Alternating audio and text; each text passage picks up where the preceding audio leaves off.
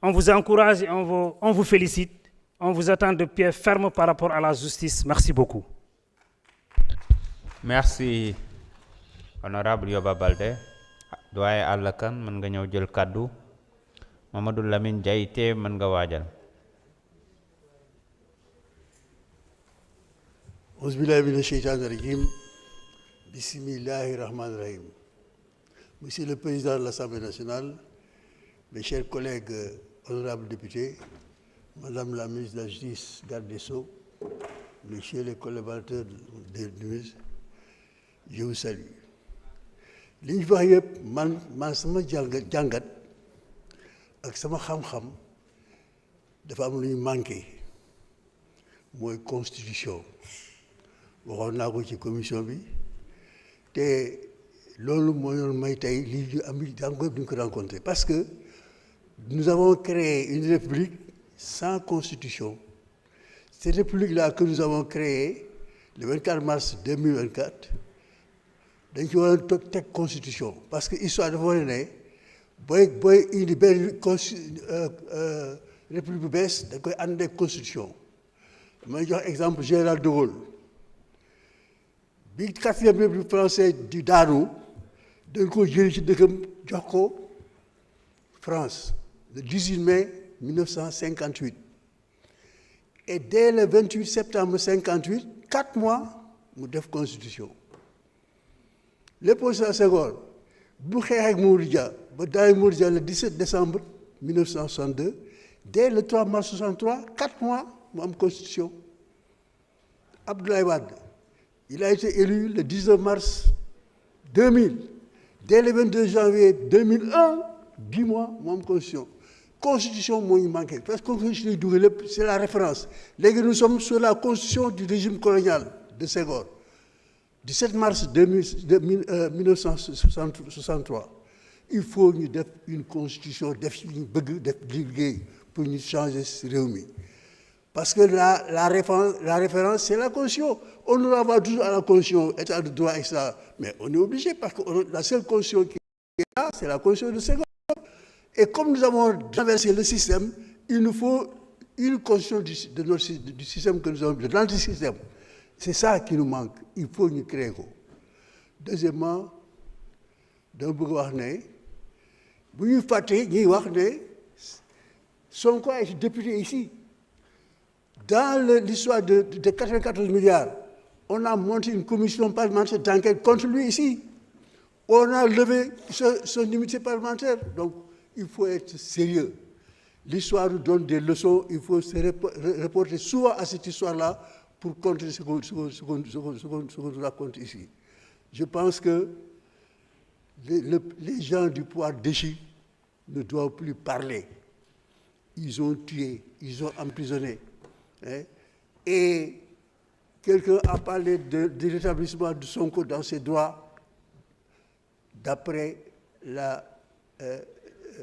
quand on l'a exclu de l'administration.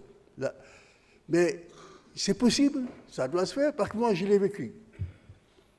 J'ai été radié de l'administration en 1962 comme enseignant pour activité politique.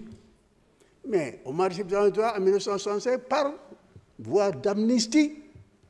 Donc on peut par voie d'amnistie aussi réintégrer Sonko dans ses droits. Parce que moi, je suis l'exemple concret de cette situation.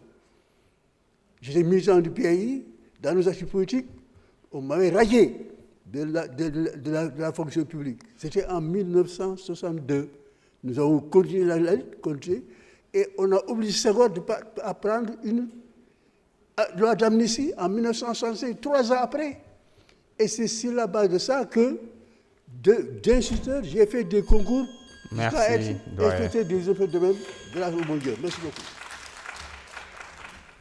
Mamadou Lamine Diaité. Ahmadou Lo se prépare.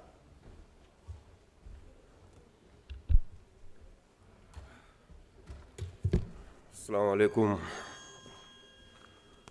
maa ngi leen di nuyu ku ci nekk ci turam sant monsieur le président maa ngi leen nuyu madame le ministre maa ngi leen nuyu di nuyu sa collaborateur yi fi teew di leen jaajëfal seen liggéey bi ngeen def madame le ministre vous gérez un département très complexe parce qu'on est en démocratie te ñëpp xam nañ justice rôle bu mu fiy joué. Moi, je vais plaider pour les décisions de justice. Parce qu'on se rend compte que des décisions sont rendues, mais l'applicabilité de ces décisions cause problème. Il y a beaucoup de femmes qui sont victimes de divorce. Nous jugeons la garde des enfants, nous avons un chef de famille pour nous dire en charge ces enfants. Mais on voit nettement que parfois c'est très difficile que les femmes nous retrouvent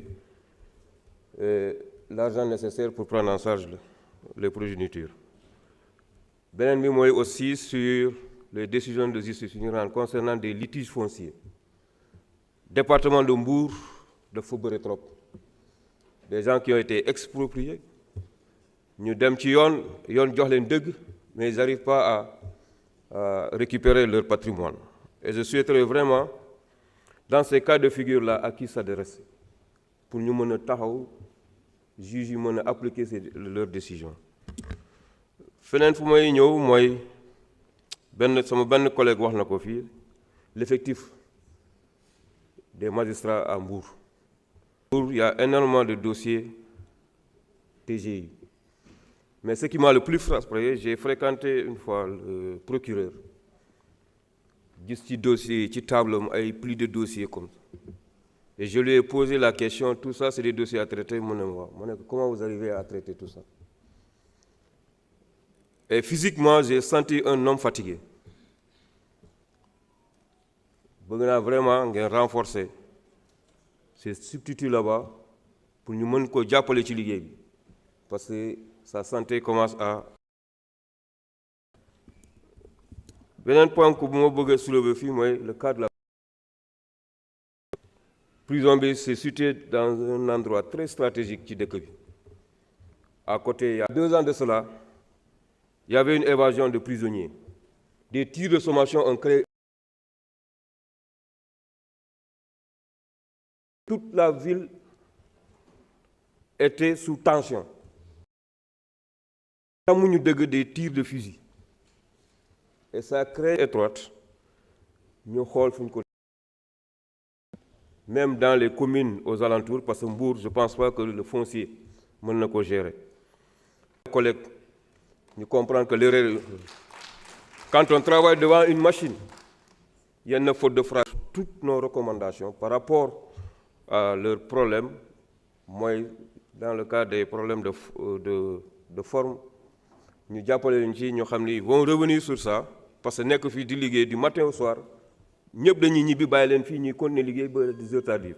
Donc loolu laa bëggoon nga jàpp monsieur le président maa ngi lay gërëm. Merci d'avoir pensé à l'administration. Je pense que Mme Seck, ici présente, a passé la nuit à l'Assemblée pour la correction du rapport. Ahmadoullo, vous avez la parole. Marie-Hélène Diouf se prépare.